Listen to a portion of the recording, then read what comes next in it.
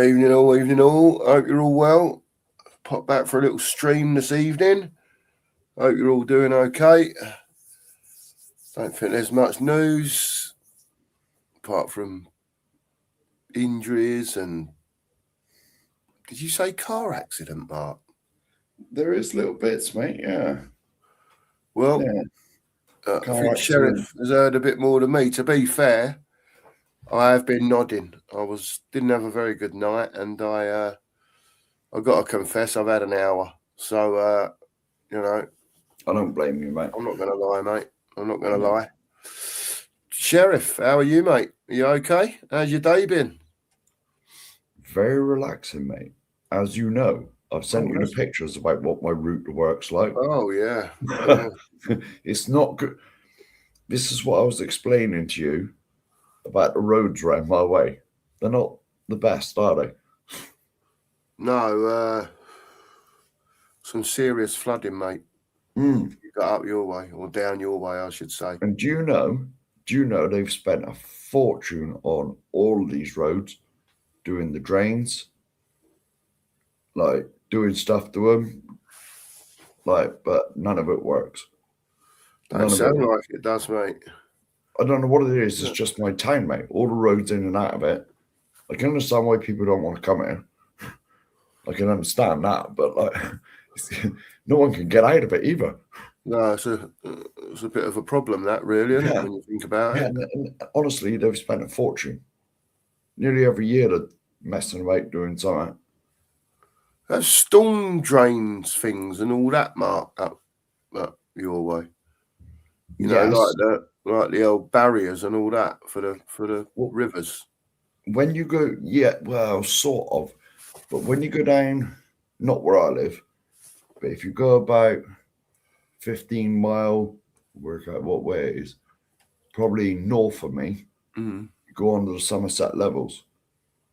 And out there, mate, all they've got is like the big ditches, basically, so the water drains away, but even that don't work, mate. You know, there's loads of fish in them. I used to go out there fishing all the time. But even that gets swamped. Yeah, jeez. You know, well, let's hope it calms down a bit, mate, because it didn't look fun. The pictures you sent me, to be quite honest with you. I got loads more I could send you, mate. I told you there was 3 ways I could get to work. Yeah. The one I sent you where it looks like a lake. Yeah. That is the quickest way I can go. I can go down towards Dorchester and cut across, but the road there is shut. There's a bit that always floods. And the other way I can go is up the old A30. That's pants as well. That's all flooded and it's all knackered as well. Yeah, so I've already told them I'm not going in tomorrow either. Right, I'm not being a hero and ruining my car for nobody. No, I don't blame you, mate. They don't pay you no more to wreck your car. No. You know what I mean? So there you go. Pants to it. Well, I'll tell you what, Mark. Give us some news then. What have you heard? As I've been had my eyes closed for a bit. Tell us what you've heard, mate, or what's going on. 10 minutes before I went into the back room, Sky Sports was showing the press conference. Right, yeah. Like he's on with Dom doing the press conference. First question asked, can you tell us a bit more about this car accident? I was like, car accident? I ain't heard nothing about that. We've been streaming most of the day, mate, so I had TV on. And I found out it's Wilson Odebert and Nogolo Muani. Right. Had a car accident going to the airport. So I'm not sure if they're flying out later or I don't know. But I've seen pictures of a crushed up Ferrari. Oh dear. Well, I hope the pair of them are all right, mate. That's all I say. I think it was, Thomas did say that they're okay, both of them. Yeah. I think someone's put in the chat that they're flying out later on or something. Yeah. I thought I don't know, because he was about halfway through what they were showing on Sky, and I thought, oh, I've got to get in the studio. Yeah. Yeah. Should we say hello to a few people? Yeah, let's do so indeed. Spurs and Stoke. Yeah. Big up, mate. Evening, mate. Evening. Whether it'll be another cookie rant, I don't know, because he's only just woke up. Yeah, no, it might be a little chilled one. Yeah. This evening. I don't want to give myself a headache. God, Yeah. dear. I definitely don't want it. Jimmy, big up to you, mate. Hope you will. Hope you will. Jim had a good day. Milton's in. Milton's in the house. We'll talk about that in a minute. Yeah. Big up in Australia. I think you're in Australia, I believe. Yeah. Big up to you, Milton. Talking of Australia, nothing to do with football. They've had to rearrange the tennis over there, haven't they? I don't know, mate. Melbourne. I heard it on the radio. It was today. They played what should have been the afternoon's matches in the morning because it was 42 degrees. Oh, wow. I ain't jealous or nothing. It's about bit warm now, isn't it? 42. God. Yeah. It's about 40, I think. That's steaming now, isn't it? Yeah. Well, when I was working yesterday, it was 5. Yeah, it's not the best, mate, is it? No. It's not the best. But what can you do? Yeah, that's it. Yeah, Ronnie. Yeah. Car accident. Yeah. It's in a greyish Ferrari. Oh, dear, oh, dear. If it don't rain, it pours, doesn't it? Yeah. Right? Well, it has done here for about the last 2 days. Mm-hmm. It has been pouring with rain. And do you know, there's another yellow weather warning for Thursday. I've just seen that, mate. Yes. I just see that. So I was waking it up might drain away a little bit tomorrow. All the floods and that rain, it might drain away about a little bit tomorrow, but it'll be filled back up for Thursday. I can't see me going in the rest of the week, mate. Yeah. But it is what it is. Shit, it's like I told him, why would I be a hero and risk my car? Because they ain't going to pay me if I wreck the damn thing. Of course they're not. No, of course they're not. I'm not doing it. Going to give you anything, mate, are they? No. I'll say thank you for trying. Hey, you're like $6 grand out of pocket. That's it. Cheers, then. Yeah, sodom. Yeah. $6 grand out of pocket for what? 150 quid? Yeah. Yeah, right. Yeah, there you go. Yeah. So I'm seeing people put in the chat as well about Mickey and Porro have not travelled, and Porro, nothing been much said about Mickey, but Porro's injured as well. Yes, he did say that. I caught that in his bit of presser I watched. But I blame him for overplaying him. He's played him constantly nearly, hasn't he? Yeah, so it's possible he did go off with an injury then. Yeah. Need to be minor injury, out for 1 or 2 games. Well, I think Thomas did say he's in contention for Sunday. He didn't say he's playing, and he didn't say he's not. You know, he speaks a bit cryptic anyway, doesn't he? He can do. Yeah.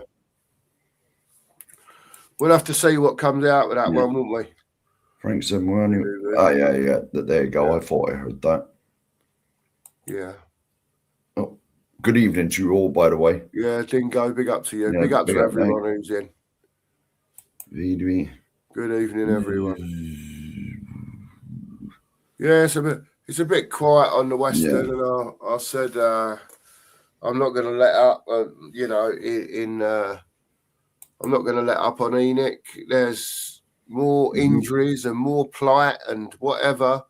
You know, more names today. Mickey and Porro, Odibear and Moani in a car accident, whether they've travelled or not. You know, it's just nothing happening, is there?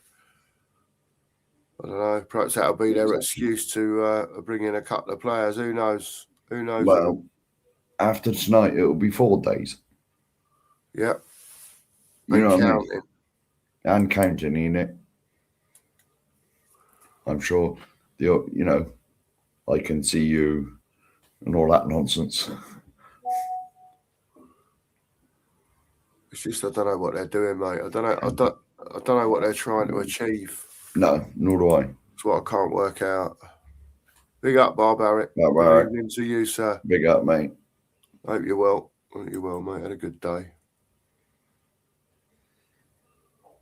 They were flying when they flying. crashed. What, as in going fast? Well, the car looks a bit of a mess, mate. If I can find a picture, I'll send it to you later. Who knows what they were up to, mate? Yeah. Who knows? Well, let's face it was in a Ferrari, mate. So I don't want Does to any- cast aspersions because I haven't. You know what I'm like, Mark. I won't say, "Oh my God," but yeah. Does anybody drive them slowly? no one that I know of. Well, here he is. Phil's He's here in the already. house. Here he is. Here Big up, he Billy. is, the Phil Meister, as he's known. No, How are you, Phil? I think How the are press you, is the mate? best, man. I'm good, man. I'm good. stuff, mate. What is this? What is this, Cookmaster? You having a rant about the board? What we doing here, mate? A stressful rant about the board. It's not my job, bro. It is, mate. Yeah, I was just. You know what it's like, Phil. Me and Mark say you have that elastic band, don't you? That elastic band moment when it sort of just rebounds on you and you've had enough. And I was just like, I've got to get it out there, mate. Do you know what I mean? And I know everyone does a lot of the time, and I'm a bit not safety first and careful what I say, but I just think enough's enough at the end of the day, mate. And the only way that things are going to change, Phil, is for the fans who are in the ground booing to get out to the protest, because, you know, I don't see how, apart from the fans or Enoch getting a massive offer, how it changes, mate. Yeah. Big up Eugene, by the way. Big up. But first and foremost, Big up, Rodney. the fans need to demand value for money, because the way that Tottenham are, they're not value for money.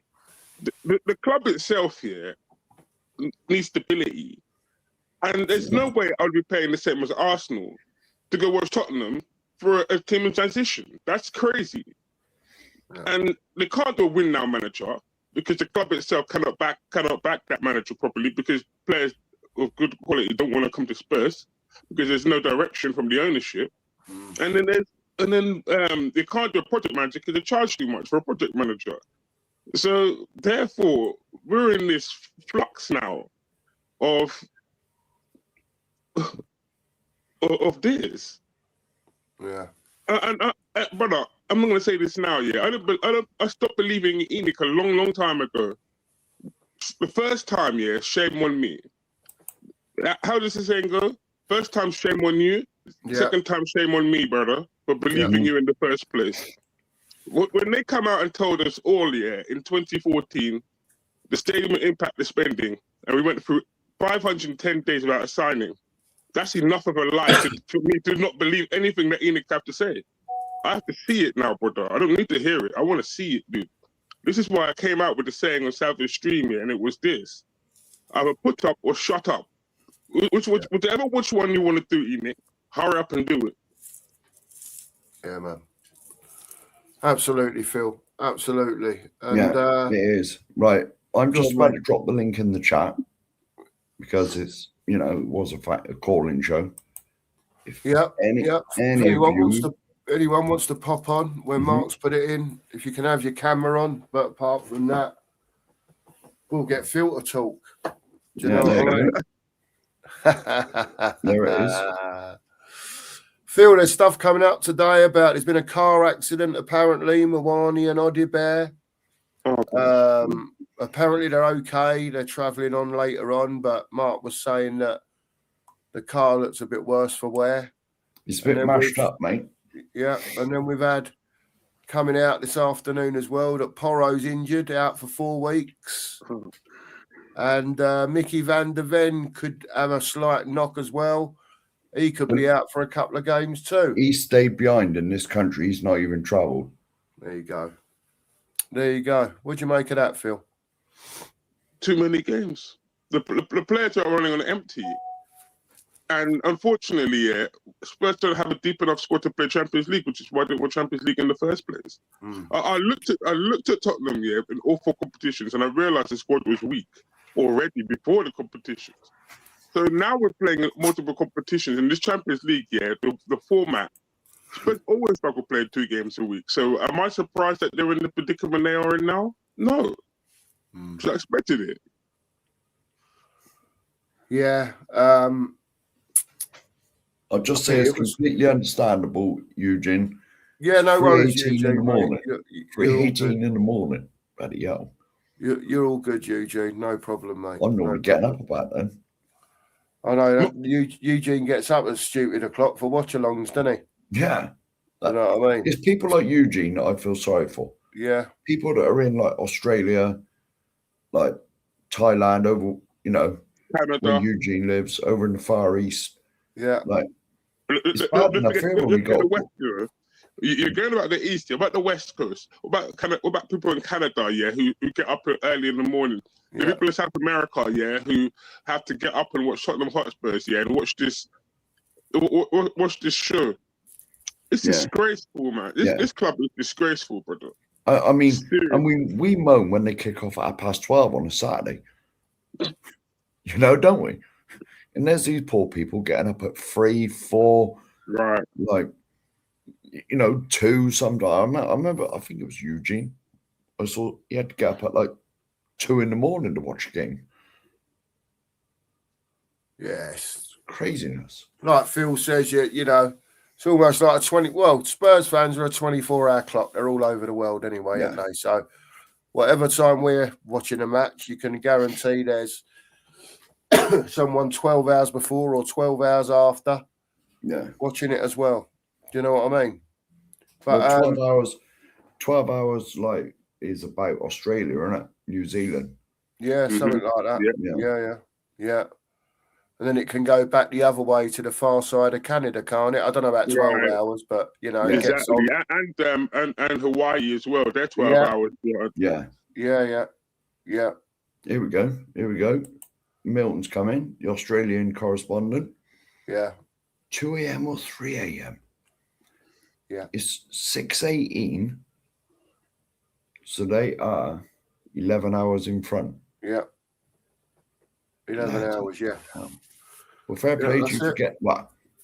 You obviously never got up purposely to watch us. So yeah. Good work, or that. Yeah. Bloody hell. Good question from Jimmy, the next one. Oh. What sort of scene can we put out tomorrow? 2 extra games coming as well, possibly. Yeah, if we're only in the playoffs. What do you think about that, Phil? If Van der Ven ain't travelled, Thomas said in the presser that he's got 11 players. I think that have already gone, and the rest we made up of academy kids. The bench and that. I'm sure he said something like that. Whenever he's on in a press conference, I sort of take no notice.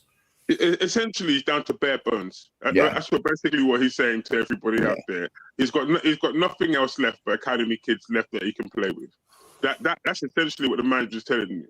But am I surprised that this manager's saying that? No, because every manager that's come into this club, said the same thing. I'm not a magician. And guess what? They're not a magician. Each one of them tell the club the squad isn't good enough, and each one of them ends up paying the price for it later on down the line when the squad itself show up that it's not good enough to be able to do what they have to do. Yeah. So my next suggestion as Tottenham manager, I'm going to say it now, would be Dynamo, because at least he's a magician, brother.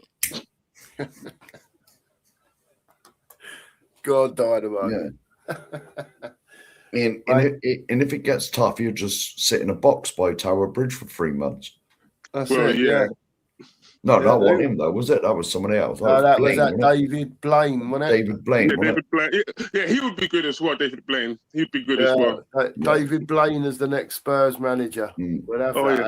Or maybe even in charge of the medical department. Yeah. Who knows?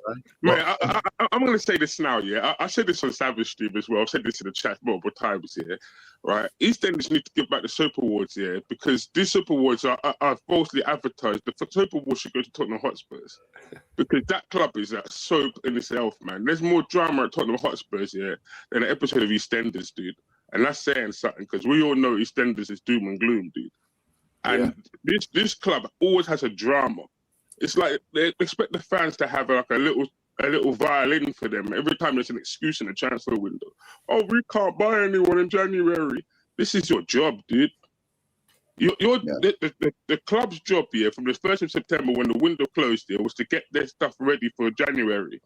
Again, we're looking at a scattergun approach here, and we're hoping that the club just had to pull their finger out after Champions League qualification.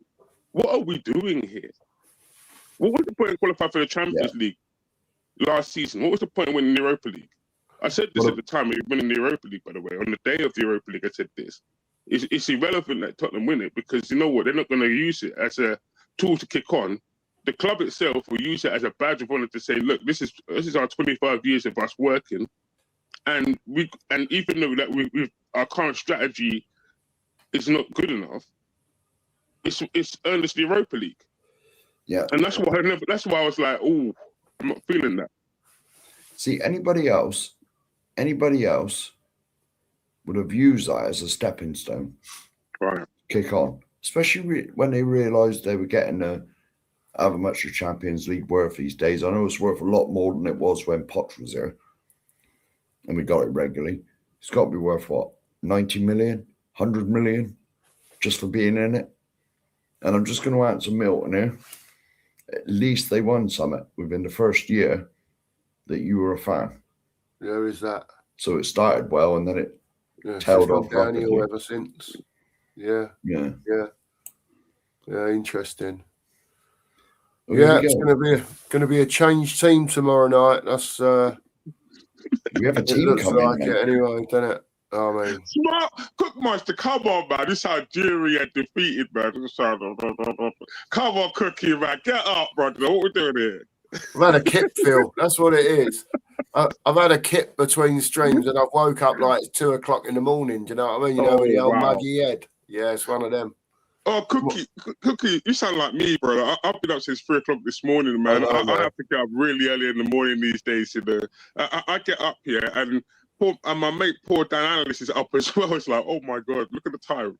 Yeah, man. It's just like, wow. Yeah. I haven't been sleeping well, Phil, to be honest with you. And I wonder if most of it's bloody Tottenham. That's what I wonder. Yeah. Because everything at home's all right, you know what I mean? So, mate, if you don't, I think the NHS should recognise it as an illness, Spursitis or something. Stress. Just walking, Spursitis. Yeah, we've got a team coming anyway. That thing, you know, I say this to everybody. If you don't laugh at Spurs, you end up crying. Yeah, this is why I end up. This is why I just end up being sarcastic towards the team because I don't rate the team in any way, shape, or form. I don't rate the forwards, and I don't rate them, and I don't rate the midfield. I don't think the options are there. When you look at the Aston Villa, there's options on the bench. When you look at Crystal Palace, even they have options on the bench to change the course of a game. We've got nothing. Have you seen what Villa have just done? Yeah, Douglas Luiz. And Tammy Abraham. I know.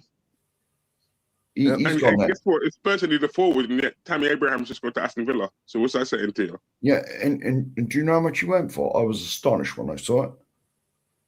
18.2 million. Wow.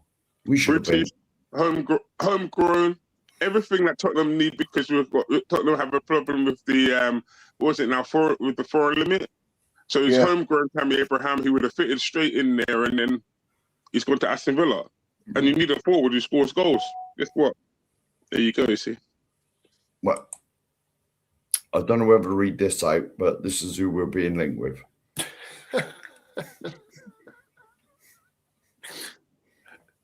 Go on, Milton.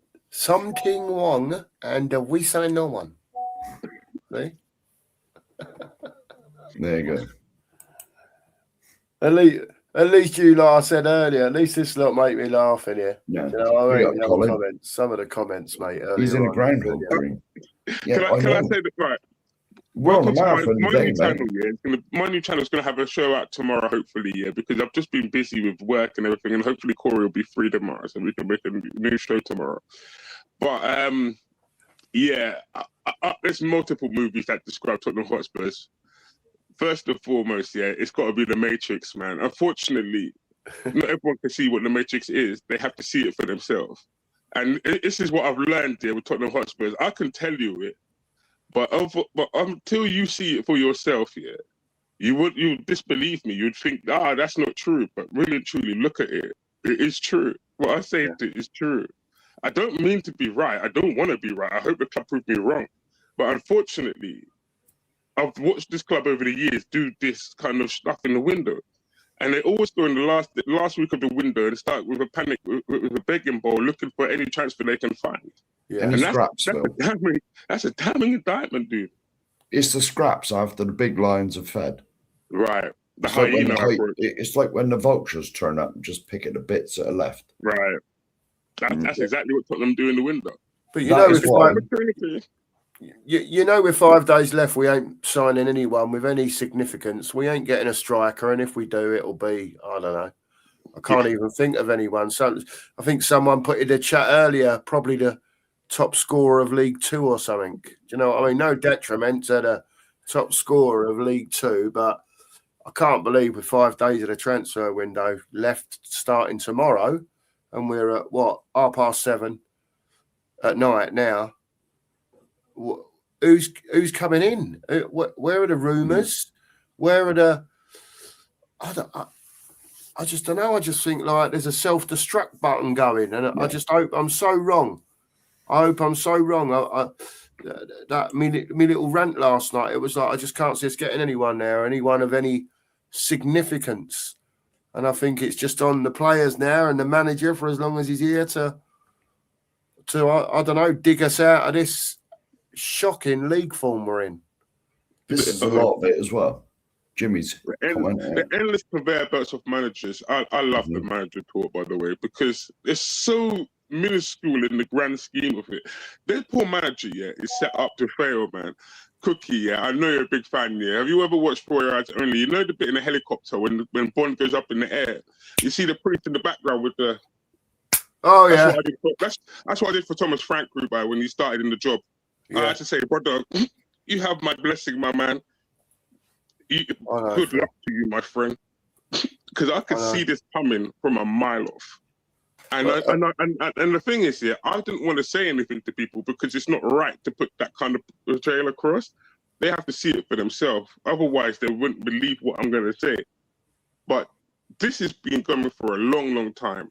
This club, have been buying players, from what I called it, the ragged dolls, from the reject bin, dude. The championship, of the upper championship and lower Premier League clubs. And then they wonder why Tottenham are down in the relegations or mid-table. What do you expect when you're signing the likes of Solanke, who can't score a goal for love nor money? He's only had one good season. What we're doing here, this is chasing the Hawks of football, brother. Yeah. One and only good season. It's all my man's ever had. The Pigeon. Yeah. He's used to dealing with Watford and Everton. What we're doing here. Yeah. What's the and Mwani, mate?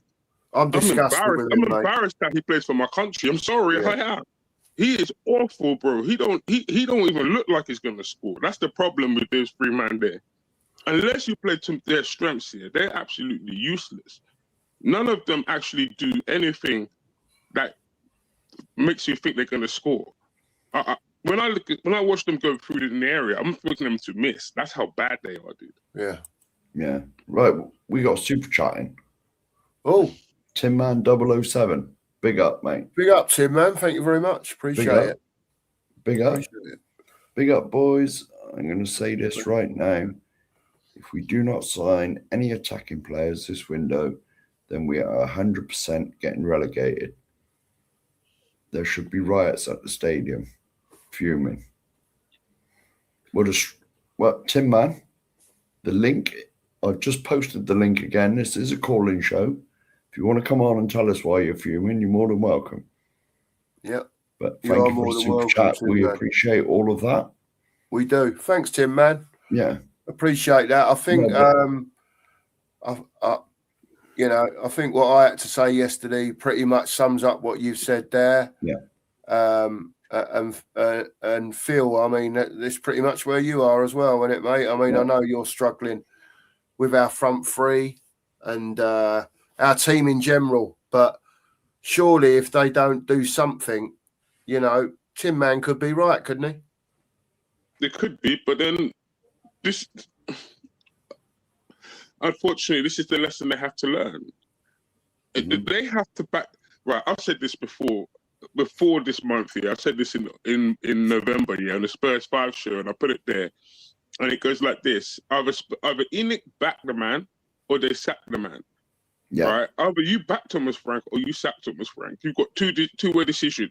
Instead, there, Spurs chose to do a halfway house here of we're not going to buy the players for the manager, and we're not going to sack the manager. So you basically just this poor man is stuck in a misery now. Yeah. What are people expecting to do? Yeah, with the players that we've got right now available to him, it's a miracle if he gets anything out of them. That Dortmund game last week was a miracle. Then they were lucky Dortmund had a man sent off. And here we go. I don't rate our squad, mate. I've said this before the season started. You've heard me 1,000 times. Yeah, I know, mate. Yeah. I know. I don't rate the squad. Collins come in. The shock of signing Raheem Sterling. That'll be the big announcement. He's available. He's on the free. Yeah, here we go. This is another good one here as well. We ain't paying him 300 grand a week, are we? We want lobster for dinner, but want to pay Happy Meal prices. Exactly. It's cool. Exactly. And if you haven't seen it, any of you, I clipped that up earlier. I did it all myself, head of technology, and posted it on our channel. How I done it is beyond me. I can't remember now, but I did it in about 23 minutes, I think. 28. I'm on it for over half of it, but I don't say a word. It's probably a good thing. It's probably a good thing, but I do not say a word. It's all the boss. It's all the boss. Yeah. There's a bit of a slow build up. It starts off nice and easy, and you'll think, yeah, what's he going on about? But I do sort of not explode, but as I'm talking, I'm like losing my temper. You are getting, yeah. You know what I mean? You are getting angry in it, mate. Definitely. Yeah, I get a bit angry in it, but there is. Go and have a look. Go and have a look. You see that bit, yeah? I've lost my anger towards Spurs anymore. I lost it in 2018 when they went through the window about signing anybody, and I was screwing that one because I was like, you're charging the fans top dollar, yeah, and you're not buying anybody. So it's not like you haven't got the money coming in. You've got the revenue coming in. So how come there was no signings coming in? And don't tell me that Pochettino told you that he didn't want any player. He did want certain players, yeah. Yes, he was wrong not to take Hillermans, but guess what? He did want some players. Every manager comes in, yeah, wanting to improve, and Spurs didn't win anything, so he must have wanted to improve. But because of the stadium move, yeah, we weren't able to do anything. And that was my issue with the timing, because when you step on momentum, you can't turn it on and off like a tap. That was the time here to kick on, but we didn't kick on. And everything else has been a snowball effect from that. And anyone cry for a new manager, yeah. When we had Conte and Mourinho, after Mourinho left, yeah, and I've never seen this in World Football Cookmaster. I don't know, you're older than me, I don't know if you've seen this. A manager got sacked, yeah, and Mourinho got a new job before Tottenham got a new manager. Yeah. I've never seen that in football. And by the way, Spurs broke a world record that window after Mourinho left. 72 days without a manager. And I've seen it, and we've done it again after Conte. 72 days without a manager. That is a world record. No other club has gone through that. Yeah. So that is a black mark to any manager looking to come in and think, you know what, I'm going to do something there. Yeah, he might get money and a payoff and be the next Patsy, but guess what? It's not worth your name. You can always make money, brother, but if your name is mud, what good does it do? Yeah. And the thing is, you was on about kicking on, Philly. We should have kicked on the year that we finished third. Yes. When Arsenal took us on the last day. You know, Enoch should have said to Poch, because he had a fantastic team back then. They should have said, right, what do you want? We'll do our best. But no, they just creamed in the Champions League money and said, oh, just get us top 4 next year. All's good, all's good. we'll have the 50, 60 million, whatever it brought in back then. All is good. They would not. I've said it so many times, but they would not push the boat out. But Poch, the thing is here, Poch was only one thing, man. Even under Conte, when we finished fourth, there was a chance to kick on. They didn't take it. There was a chance under Redknapp to kick on when we could have gone for the league. When he went Cahill and Tevez, and he got Saha, and Nelson. There's been multiple times for Spurs to kick on as a club, right? But we don't kick on, and they're happy to be this way. And so I've just decided, you know what? I'll just relax. Until the club itself, until there's new owners come in, I don't expect Spurs to do anything. I'll be honest with you, and I was going to say this, but I've just seen Milton's comment. I am as well, mate.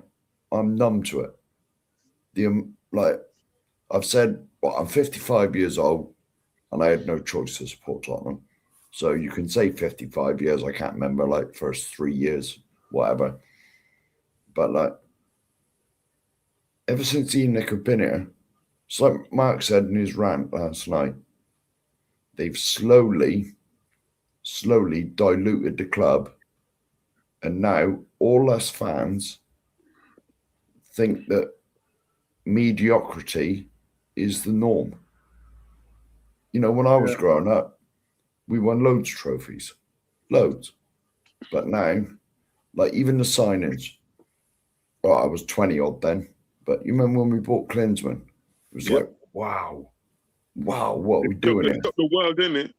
Yeah. You know the sad thing, the damning thing here is that when we signed Klinsmann, Mark, I remember when we signed Klinsmann because it was on teletext, and I remember the day, and I remember the pictures because Klinsmann was always one of my favorite players from the 1990 World Cup all the way to 1994. I was a Klinsmann fan. And I got to see the guy at White Hart Lane multiple times as well that season. I went a few times. But what I was going to say, was that was a jaw-dropping moment for the club. The club itself could have used that to kick on and buy players of that level because Klinsmann was a icebreaker.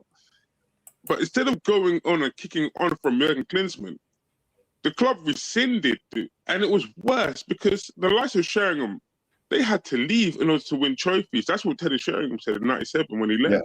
I had to leave in order to win a trophy. Guess what Harry Kane said in 2018 when he decided to, not 2018, when he left?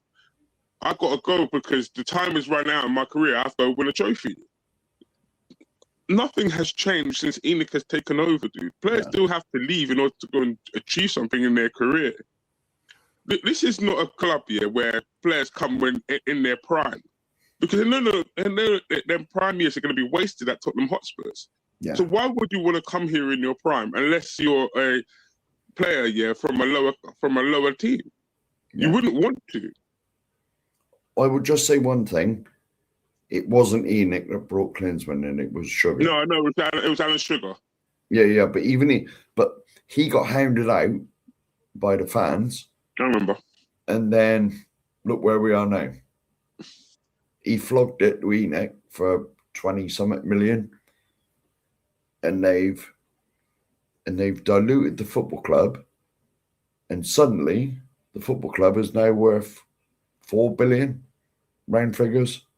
So they achieved their objective then, because if you remember on day one, what did they say on day one when they came in?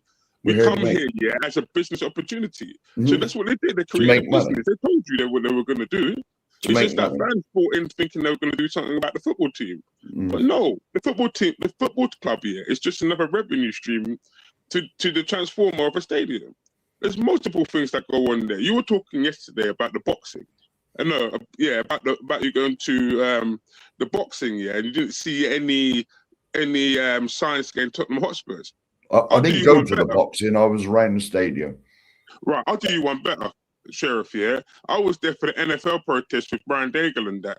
There was no mention of Tottenham Hotspur whatsoever. There were fun arcades there. They were make believe be an NFL player. There was travelators on the streets and that. But guess what? there was no mention of Tottenham Hotspur whatsoever on the billboards showing you to went to the stadium. There was nothing.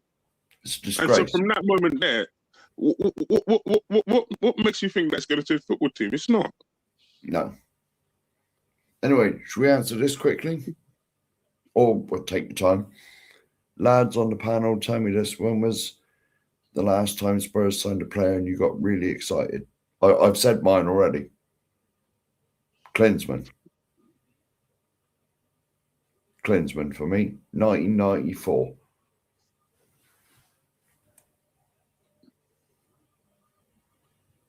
I agree. Yeah, Matt, you got any thoughts? I'm muted. Sorry, I was coughing. Sorry. Oh, all right. I would have gone for Klinsmann, obviously. But I'm going to go for someone a bit different because it was the last player that probably excited us when he came to Spurs, Rafa van der Vaart.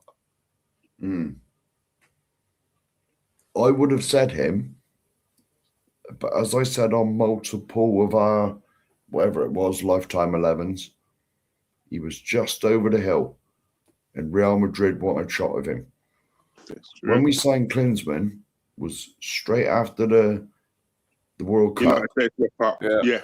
The USA 94, and he was at the peak of his powers. Yeah. He was the best striker in the world.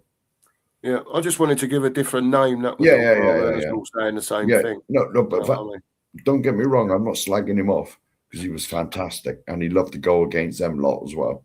All that shushing when he ran past them. Yeah, he did. But he did.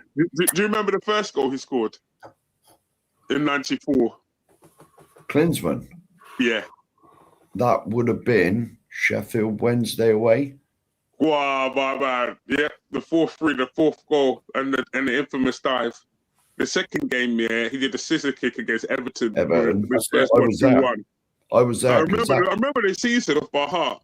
I was at the West Ham game, home and away, watching Jurgen Klinsmann score the third goal when Spurs beat them 3-1 at home. I remember the game, bro. Trust me. That game against Everton when he done the scissor kick, I was in the Park Lane, now the South Stand then. So it was at the other end of the ground for me, but the whole ground went mad. Yeah, the dive. Sorry, that goal against Sheffield Wednesday when he ran off and he did the dive. Yeah, because everyone, when we signed him, people calling him a cheat and all that from the World Cup antics and all that. Right. And so we had a word with the players in the dressing room, and he said, "Well, if I score, why don't I do a dive?" And they all encouraged him because you notice the one away at Hillsborough, at Hillsborough, half the team dived with him.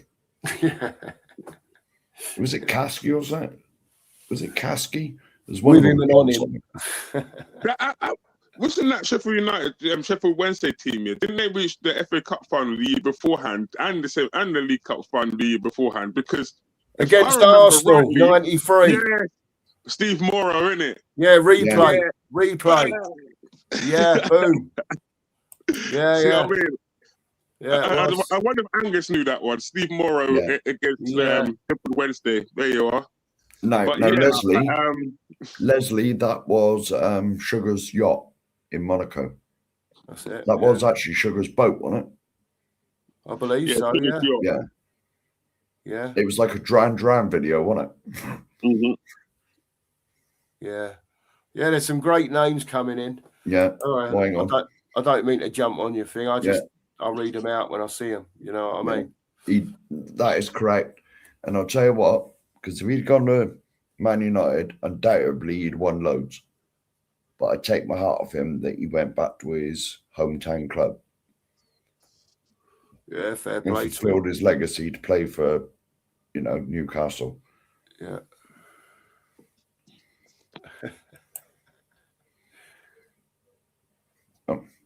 Yeah, we're all getting that way, Simon. But somehow, some way, we got to keep going. I can't let them win, man. 25 years. Yeah. Can't let them win. Evening to you as well, Simon. Evening to you, mate. Yeah. No, Sharon the second time. Yeah, fair call, Jim. Fair call. This is a shout as well. Go on. Now, this actually shocked the world. Yeah, it did. I would have been coming up 8-year-old.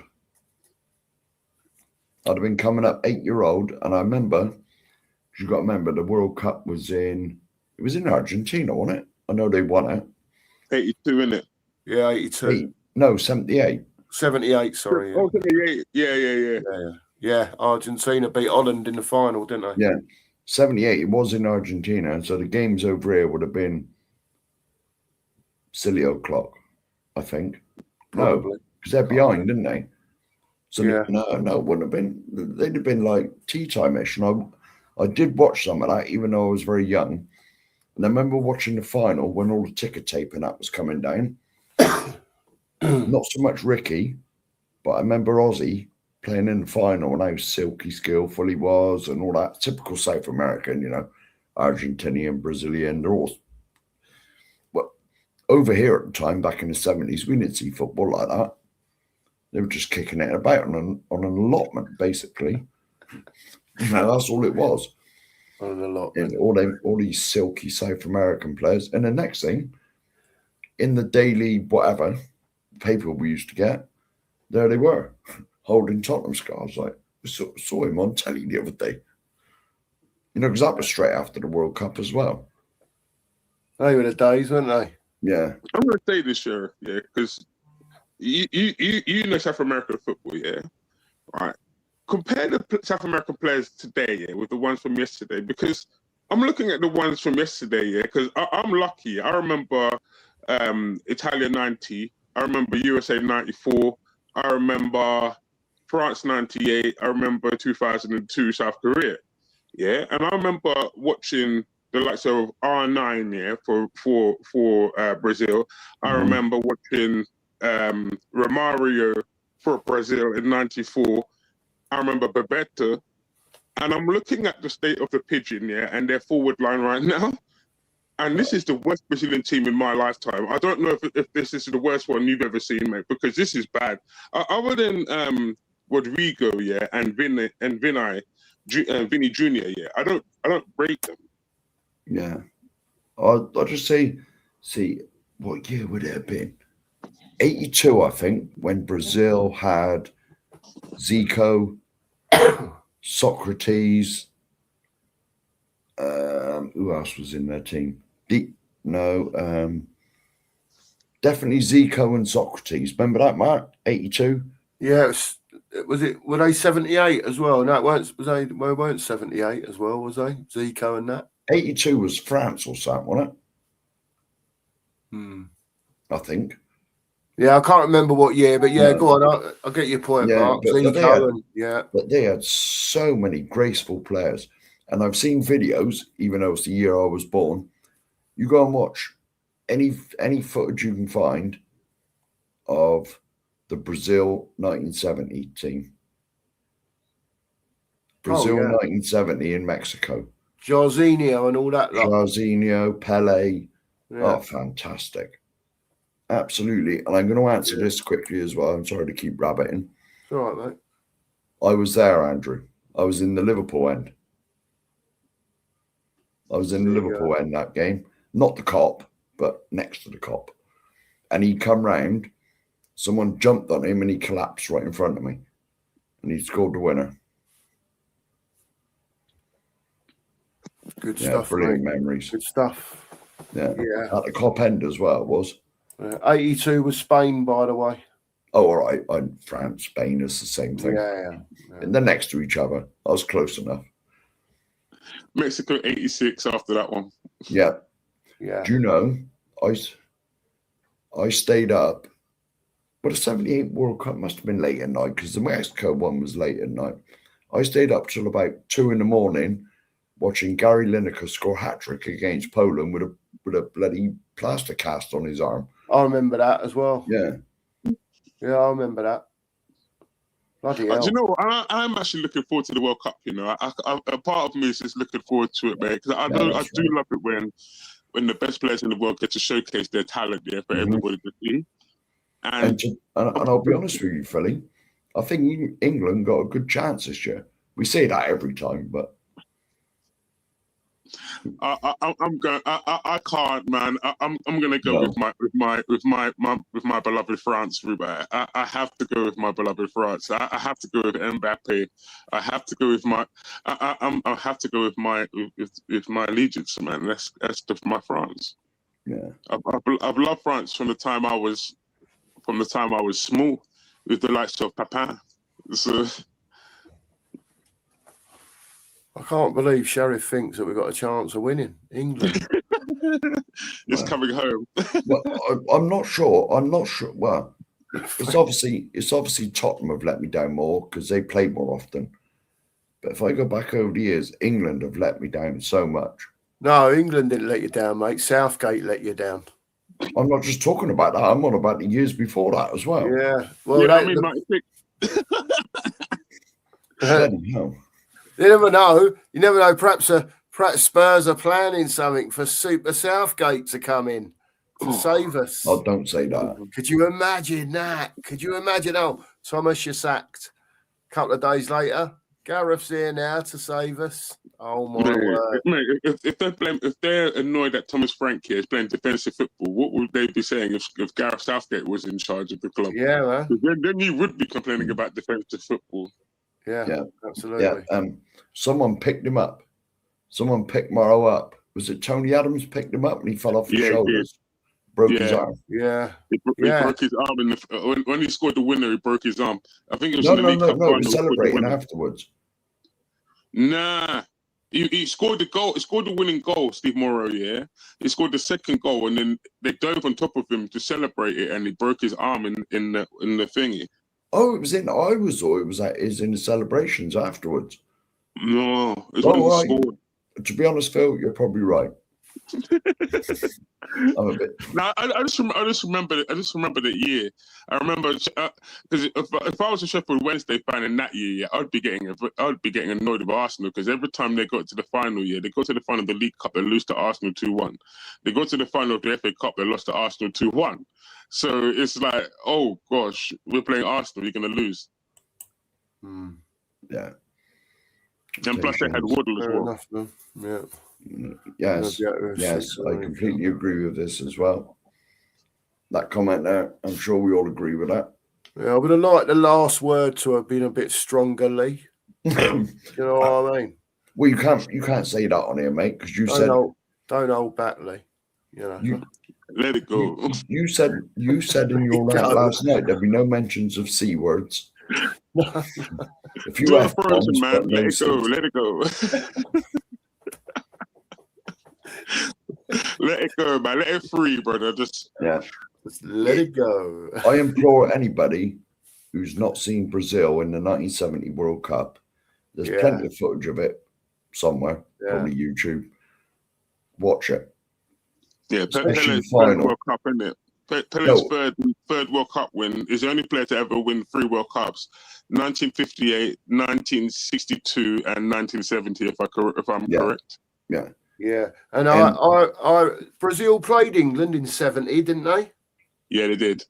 Well, that's right, and that's why I've remembered this. So for anyone who hasn't seen, let's just put in the chat there, the Brazil 70 team.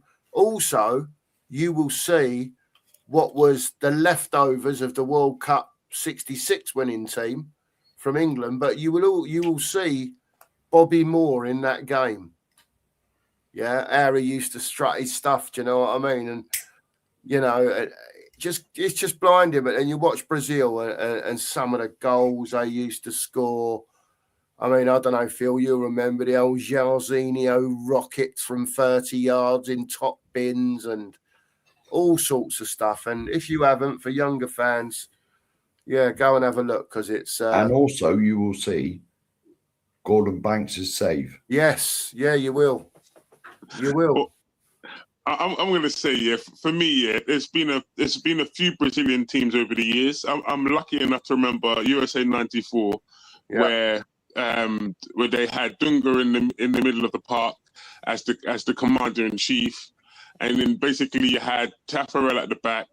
Yeah. They had as the goalkeeper, they had Bebeto and Romario up front, and their World Cup that World Cup every game was a brilliant game until the final, when the final let it down, yeah, and it was a drab 0-0, and Roberto Baggio missed the penalty that Brazil won the World Cup. That's right. And Yeah. France '98 was a brilliant World Cup as well for Brazil. They got all the way to the final, and Ronaldo had his fall from grace because he got sick before the final. And then 2002 was his redemption story, where Brazil carried all before them in South Korea and Japan. And then in the final, yeah, Ronaldo was reborn, and then he scored the winning goal in the final. I remember Beckham being sent off in that World Cup as well. Yeah, and costing England. And that was against Argentina, wasn't it? That was May. Yeah. And then the next game, yeah, Dennis Bergkamp did his moment of magic. The next game, Bergkamp did his moment of magic, that flick over the top here in the last minute against Argentina. Mm-hmm. Yeah, wonderful. Right, and now I know we're on at weird times for you, Milton, but this comment here, right? We were discussing this yesterday, and me and Mark both said this is why we will not buy a home shirt. I get mine in China anyway. I'm not giving any money to the club. But just because it's got red on it. Because I don't own a single red item of clothing. I can't wear it. No, I don't do red. No. Red's not for me. No, red's not definitely not. I know. And here we go. He's backed up what we said, Jimmy. Just go and watch it. Best team ever. Yeah. Yeah. Yeah, I think so too, to be fair. I do. I remember watching a lot of that as a kid and a young adult and thinking, wow, look at these people. Look at these players. Yeah. You know? Here we go. Colin Crossamano, the Welsh correspondent in the chat. Yeah. Batistuta and Gabriel Hines both speak Welsh, both from Patagonia. Oh, no, Patagonia. Panagonia. I was going to say Patagonia. A massive Welsh connection. There you go. I didn't know that, Colin. You should have signed him up, mate. Yeah, Batistuta, what a player he was as well. He wasn't too bad, was he? Hey? A player of his own statue. Before he even retired, mate, he had his own statue in Florence. Mm-hmm. A whole life-size Batistuta statue. That is magnificent. How what a club here to show how much love they have for their player. Yeah, they built a statue for him, man. I wish Tottenham would do that, but hey. And Leslie, I remember this as well. You remember this, mate? Yes. Mm-hmm. Oh yes. That's when Ireland have had a few good World Cups, to be honest. Yeah, well, they've had a couple of shock results along the way, haven't they? Yeah, definitely. Yeah. Ray Howard. Yeah. Anyone out there, Ray Howard? He scored in the first game, didn't he, in the 4-1-er? Yeah, and the 1-0 victory against Italy. This is another player here, mate, Brazilian. Adair, yeah. Oh. Yeah. You could sit here all day talking about stuff like this, couldn't you? Because so many players. Milton's coming. He wasn't Brazilian, but Eusebio. Well, that's a long time before. That's a long way before my time. He's like 50s, wasn't he? Yeah, 50s and 60s, early 60s. Yeah. Yeah, he's decent. Very good player. Very good player. Yeah. 78 World Cup final with Dutch Cup jam. There you go. Yeah, there you go. See, Lee. All good things come to those who wait. Yeah, we didn't even qualify for it. England weren't even at that World Cup, were they? Is it what? England weren't even at that World Cup. You sure about that? I'm sure the first World Cup that didn't qualify was USA '94. Well, it might have been. I can't remember us in it. Well, I was only young. But it might have done. I don't know. I'm probably talking nonsense. No, I think England qualified for the '78 one. I think the first one they missed out on was the '94 one in the United States because Netherlands and Norway finished above them in the qualification. and Graham Taylor was sacked because I remember the time, yeah, it was the turnip story, innit? Oh, turnip head. Yeah. Yeah, the one. See, Oh, turnip head. this surprises me. This comment here surprises me. There you go, see? I never ever realised that. One of the greatest players ever, a little bit before my time, but a fantastic player, obviously. I didn't realise that he never got to a World Cup. I think someone else who didn't get to a World Cup was Ryan Giggs. I'm sure he didn't get to a World Cup. Or Gareth Bell. Did Gareth Bell go? No, he got to a Euros. I think, yeah, he did get to a World Cup. Oh, he did right. get to, but Ryan Giggs didn't. I'm sure he didn't. Yeah. Oh, here we go. Yeah. Yeah, well done, Colin. England have never let me down apart from 66. 66. More recommendations in the chat for the 1970 Brazilian World Cup squad. Oh, is there? Right. Oh, yeah. Oh, yeah, there is. Right.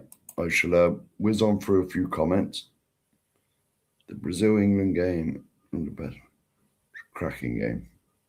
I take it that was in 1970. Right. Mullery scored. There you go. Oh, Terry, big up. And I'm sorry, I got you, Ed M, as well. Good evening. And David Clark's in the chat as well. What's kind of? Oh, yeah. I remember that. Yes, I remember this. There we go. Someone else. Yeah. Brazil 70. Yeah, they were fantastic. Anyone who hasn't seen it, I implore you to go and watch a video to do with the 1970 World Cup. Just watch the Brazil games. Pele and that, he just run the show. And the thing is with Brazil, because it's so hot in their country, they used to walk about, didn't they? Not like us running about it like 100 miles an hour. I think the game was a lot slower then, Mark. It was in bursts, wasn't it? If you remember, I remember watching that game that you were talking about in the 70s, Brazil and England. And it almost seemed like... Here we go. I thought I was right. A lot of walking pace going on. Here we go. It didn't qualify for 78. Scotland did. I thought I was right. Oh, England weren't at 74. No, they weren't at 74 or 78. Oh, wow. No, that was a bad time for English football then. Yeah. Bad time. They should have been qualifying through their groups, but they didn't. Yeah. Giggs never. And this is the Welsh expert here. Yeah. So we'll take his word for it. I thought he didn't. David Clark, big up, mate. Yeah. See, everyone says Maradona, and I can't stand him after 86. Got no time for that man whatsoever after what he did to England in 86. So I always say Pele as well, even if I'm a little bit too young to remember him. Okay, so you did forgive Maradona after what he did in 1986, yeah. So if Alan Sugar had his way in 94, yeah, and we hadn't signed Jurgen Klinsmann and he had signed Maradona, what would you have said then? Because Maradona was the first one that it was after. My opinions may have changed. Okay, now I get it. That was the only answer, wasn't it? It was the only answer. My opinion may have changed. We're going to score predictions for it. We ain't even talked about that. We'll be on. Chill out. We'll get on at some stage tomorrow because Mark ain't got work tomorrow, I don't think, either. Nope. So I don't know if it'll be the brunch or not, but at some stage we'll be on. We'll do the old scoreline predictions tomorrow. Yeah. And we're also on tomorrow evening for a watch-along. So you're all more than welcome to come and join. I know the whole world and his wife will be streaming. I've got no doubt, but you're more than welcome. If you want the best show in town, if you want the commentary, if you want the co-commentators, get over to the Two Marks. There's nowhere else to be tomorrow evening. We will talk about we'll talk about that tomorrow. Yeah, yes. And unfortunately for Jimmy Greaves, he got injured about quarter-finalish stage in 66. Yeah, in 66, yeah. And so he never played final. Yeah. And he was the greatest striker in the world then, Jimmy Greaves. Bang. If you look at, I'm sorry to piss you off here, Colin, because I know you're Welsh, but if you look at Jimmy Greaves's goal scoring record for England, he only played like 48 or 49 games, and he's got like 47 goals or so. He's got nearly as many goals as games, or it might be the other way around. He's got more goals than games, but his record is incredible. Sorry. I'll read ahead in the comments, and because I know you're behind. Obviously, I can't see them, mate. I'm scrolling through them. I know, and I click on them, and I was one of the 12 people at school to meet the Portuguese 1960 team who stayed in a motel opposite our school. Bloody hell.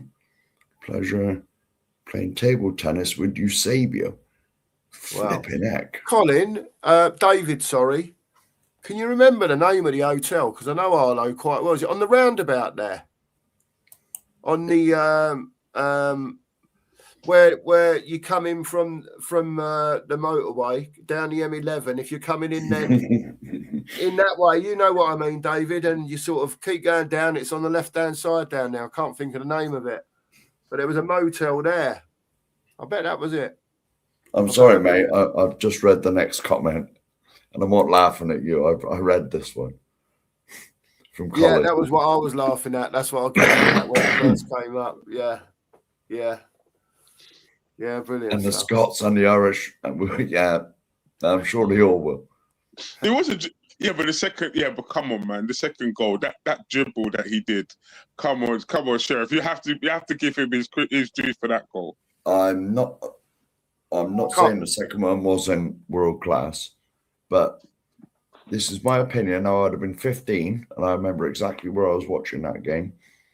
How he never got, especially the way the tackling was back then, someone should have crocked him. Listen, mate, our Terry Fenwick ain't hacked him down. Yeah. I will never know. I'd have had his ankles, his legs, his knees, the lot, mate. He weren't going nowhere up that pitch. Yeah. Honestly. The amount of times I've watched that and I look at it and I think, go on, Terry, hit him hard. And he never does. No. Do you know what I mean? Yeah. Yeah, that's like watching Southgate's penalty in the 96 here and thinking, please, Gareth, just put it in the bottom corner, mate. And then you see him just blaze it over the bar. Just thinking, whatever. No worries. No worries. No worries, Corey. Look after yourself, mate. No worries. Oh, dear, oh, dear. Boys are named after Jimmy. Yeah. Do you know what I'm going to say, though, about Jimmy Greaves? Yeah, I do love, one thing I did love that he did after he finished football was his Saturday morning show with Saints and Greavesy. Yeah. Oh, that was one of the best football shows ever. Yeah. The analysis they used to do in the program, I do love them shows in the morning where they can actually break it down for people and so that they can understand what the ins and outs of football, because that's missed, I think. Mm-hmm. Yeah. This is what me and Mark have been trying to create for the last year, Phil. Do you know what I mean? But most people just come on and say, look, it's Bill and Ben. Yeah. Low and Hardy. I don't see you as flowerpot men, mate. I just see you as two good friends of mine, man. That I just enjoy coming on and having a good laugh. Yeah. I'll tell you a true story about Jimmy Greaves now. I would have been 6 or 7. My dad took me to my local team. And they were playing Barnet. And Jimmy Greaves played for him. Yeah. I've already researched the score. It was 0-0, I believe, or it might have been 1-1. Jimmy didn't play. But at the end of the game, my dad said, see him over there. Yeah. Go and get his autograph. And I was like, he ain't wearing a green and white shirt. I thought. So I ran up to him. Hey, mister, can I have your autograph? And he said, yeah. Signed it, and that was Jimmy Greaves's testimonial program that my dad went to, and he signed it. at the There you old go. Hewish Park. Yeah, Yeovil versus Barnet. Yeah. brilliant. Good stuff, mate. I just ran up to him, hey, mister, can you sign this? I didn't have a clue who he was. Didn't have a clue. That's when the players actually cared about the fans, though. Yeah. Is when they could stop here and have a good pint. What was it? Now people used to say they would have a pint down the pub with the players. They felt comfortable with the fans. Mm-hmm. Today, the players they're overpaid, and then they're rude to the fans who actually paid them to go and watch them anyway. Because now they're just running down the tunnel. They don't even care whether they give you an autograph or not, and that's a damning indictment. Because you're thinking that these players are paid well good money in the year. They're not just football players, but they're role models for the younger fans. Yeah. You can't give them 5 minutes here. You can't give them 2 minutes of your time. What is this? Well, here we go. Now, can you understand any of this, mate? Yeah, I've heard of Braes Grove. I just can't. I can't think of the name of the hotel. Is it the Park Motel or something? Park something. He's saying here, the Spurs podcaster did get the name right. Yeah, maybe it's not the Park Hotel. I don't know. It's a long time since I've been to Arlo. I can picture it. I just can't remember the name of it. Who's that, Jim? Mark? Yeah, probably me. Here we go. First goal, Maradona. The pass from Steege. Oh, what, the miscue up in the air? Yeah. Eh? Say no more. Yeah. There we go. Shilton. Don't remind us. Don't remind us. I've never forgiven that man from then. It was never shocking forgiven Maradona. at the end of the day, but he's got Can't away with it. stand him. But I'll give him his due. The second goal was okay. Yeah, it was. Fair It was play. all right. But he should have been chopped in half. I was too young to remember Mexico 86, but I remember Italia 90, and I remember the first goal, was Cameroon versus Argentina, because the previous winner would always play in the opening match. Go on. They still do. And I'm going to say it now. Roger Miller, take a bow. My man scored the winning goal, ran into the corner flag, did the dance that's iconic around the world. Yes, man. The little dance there. You must have felt proud. And every time I'm listening to it, I'm thinking, Roger Miller comes along, and that was surprised the world, didn't it? Because little old Cameroon, must be one of the opening World Cup. Have gone and shot the world champions, beat them in the first game of the World Cup. Yeah. You must be able to remember this. Badil and Skinner. I do remember it. I didn't watch it that often, to be honest with you. I watched all of them. When you get down a bit further, there's another one that comes up, and that was the one that I used to watch. To be honest, right, the best part of that program was the Phoenix from the Flames, but he recreated like famous moments. I don't remember it. Nigel Prentice, working on new photos. I shook hands with the great Sir Tom Finney. Wow. Now. He owned a full ceiling company and he came on site. Bobby Charlton said he was the best he played with. You don't get much higher praise than that, do you? No. Mm-hmm. No. And he wasn't too bad either, was he, Bobby Charlton? No, he had a big match.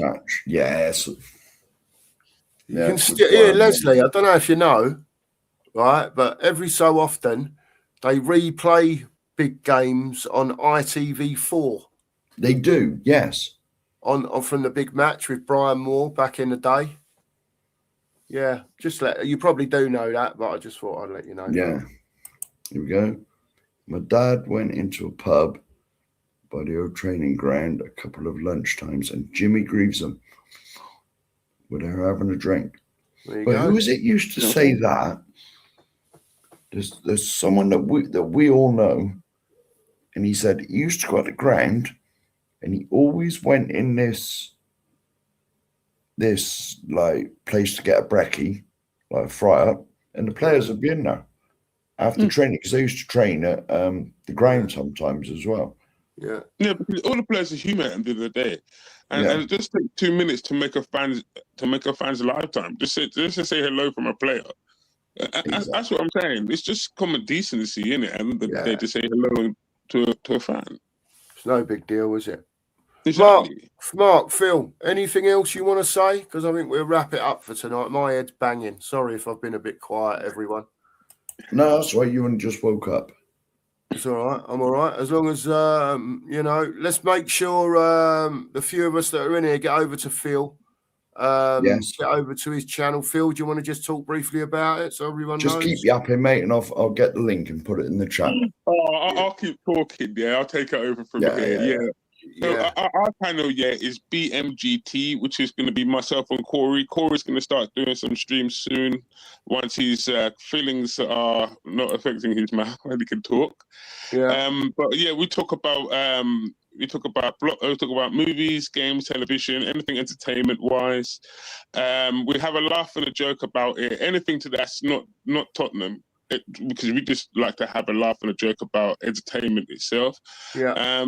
And we allow anyone's free to come on if they want to come on and give us or write in the comment section whether they want any questions and queries that we have, and we'll get back to them as quick as possible. But yeah, we try and do 1 or 2 shows a week where we talk about entertainment. We haven't done something for a little while because I've been run off my feet lately. But thanks for having me on, guys. No worries. Anytime, Philly. I know Mark sends you the thing, mate, and he don't expect you to come on. It's just if you can make it. Come on whenever you want to come on, mate. And you know how it works, Phil. We spoke about it anyway. So 100%. There you go. Everyone get over. Everyone get over and sub to get over there, give Phil a sub. There we go. One last comment from David Clark. I've also bought a pint for Alan Border and Graham Gooch at a Leicester hotel when they played for Essex Cricket Club. They were playing at Leicester and stayed in my local, which was a hotel. There you go. Fair play, Dave. Fair play. Now, and Andrew enjoyed says, these, guys, thanks for a great show. Because it was meant to be a phone in about the state of the club, but we haven't really talked about it as per usual. It's gone off on wild tangents. Yeah. Listen, at some stage tomorrow, we'll have a little show because Mark's off. I don't know when it will be, but hit your bells, your notification bells. We'll pop on tomorrow, and then we'll have the watch along tomorrow evening. Big up to Phil for coming on. Look, big up. Just one more thing, mate. Just one more thing. We've discussed this in the past, and nothing's ever been done about it. Yeah, we were going to do these like reminiscent shows about the past. Yeah, get guests on. Talk about Tottenham in the past, all the glory days, all the great games. Mm-hmm. If this is something that you guys, because there's a couple of people said thanks for the show. Yeah. Oh, here we go. Milton, sub to you, mate. Thank you. Nice one. Well done, Milton. Yeah, but you know what? If you're doing a reminiscence show, do you know the best person to have on a reminiscence show? My good friend Lubo would be the perfect person to have on your show. He's already been asked. Yeah, I knew he would be. He's already been coming on, and he was the one. He was because what show was it we did? And Kuva said, "Can I have the link?" And I sent it to him. Oh, I can't remember. It was ages ago, wasn't it? Yeah. And when we was talking backstage afterwards, we said, because even that show, whenever Kuva's involved, it's a reminiscent show. Yeah. Kuva's another one. Yeah, if we can get him on. Yeah. But mind you, I'm going to take this now. If it came between Sava and my brother from another mother, Sava, and him, when it comes to Spurs knowledge, I think my brother from another mother beat him in that competition that we had. I think Sava beat him. I think he did actually. Yeah. The thing at the barbecue. Yeah. Yeah, he did. Yeah. I was too drunk, mate. I can't remember nothing about that barbecue. I'd been on nights all week. I travelled to London with no sleep whatsoever because I had to finish work and then go and catch a train. Then got lost. And then you saw what I turned up with a suitcase full of Amstel. That's all it was in there. There was like a pair of boxer shorts, a pair of socks, and about 20 cans of Amstel. It was. What you like, Sheriff? Oh man, it was a brilliant night. It was a very good day. It was nice meeting you guys, and exactly what you see in here is exactly what they're like in real life. They are brilliant. Both of them are brilliant people. We try to be, mate. We try to be. Now, you know. there's another question here. Do you ever get any ex-players? No. I'm working on it. Yeah, no. Still. People like Clive, no, not Clive Allen, Mickey Hazard. Yeah. He's done so many streams. I ain't got no contact with him, but like if we get him on here, that's all been done, so it'd be boring. You know? Yeah, it's difficult to get ex-players on, especially if they've still got something to do with the club. And I'll tell you another true story. It was, I think this channel had just about started, and I went to see Gary Abbott in Taunton. Yeah. Last December. I'm not even sure if we'd started, mate. But I always have I've got a lot of time for Brian Daigle and the Kaufman. Yeah. The coffee man, Mr. Kaufman. And I said to him that I'm going to meet Mabs. And I said, look, I'm going to ask him if he can come on, like Tottenham on tour. Yeah. And yeah. If you can get him on, he said, well, Brian Daigle said to me, he said, if you can get him on, you know you're number one on the list to come on. I said, I bloody better be, because he's my hero. And so I met him in Taunton, and I had like 5-10 minutes talking to him, you know, like diabetes and whatever. And I said to him, do you do like YouTube? I said, are you allowed on it? And he said, well, what you got to do is you've got to contact the club by email, right, with the name of the channel. The club will vet it, right? And he said, and then they'll give you an answer. As soon as they said that, because this was back in the time when Brian, God bless you, mate, love you to bits, but this is when he was full Levy rant. Levy rant mode. Yeah. And as soon as he said, you got to email the club and they will vet the channel, I thought that's the end of that then. That is, but he did do that. I sent to Ben and he managed to put it to a clip that he put out on Tottenham on Tour's page. He did say, make sure you like and subscribe to Tottenham on Tour. There you go. It wasn't last December. That was only last month. I think it was over the one before that I went to meet him. Yeah. It was before this channel started, mate. Yeah. Oh. Fair dues, mate. Big up, Corporal. We're going now, but thanks for popping in. Appreciate it. And just before we do go, I'll click on this one. Tim, man, thanks very much for the super chat. Big up to you. Yeah, great stuff, Tim, there man. You go, really appreciate it. Yeah, and thank you for that. Yeah, we'll be back tomorrow. Watch along tomorrow night. We'll have a show at some stage tomorrow. Big up to you, Phil. Thanks for being in. Big up to all the chat. Big up, Phil. Thanks for being here. Appreciate you all. And as always, come on. You Spurs. You Spurs.